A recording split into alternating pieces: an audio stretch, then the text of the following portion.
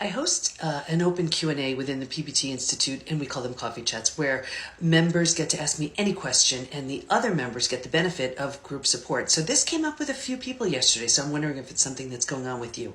They were talking about that they're doing the work and they're exhausted. Now, a few things going on with that. Yes, you're exhausted when you're healing from betrayal because your stress levels are so high. Your adrenals are working so hard. Your cortisol is shooting through the roof. You're running as if you're being chased by a tiger. So that's one thing. But that's not even what we were talking about. Yes, that exhaustion is due to that, but also what happens is you're doing the work, you're going the distance, and then you're at that point where you've met up with your comfort zone, and if you make any more changes, it's really going to create a shakeup to you, to the people around you. So what happens is you make the changes and you go back. You make the changes and you go back. You make the changes and you go back.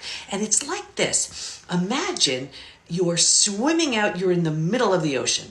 Now you have a choice. You can keep going to this beautiful island with all this great stuff, or the same distance can take you right back to where you were. And what so many people do is they do a tremendous amount of swimming, and then it gets really scary, it gets really uncomfortable, it gets really familiar, so they do all that work to swim back.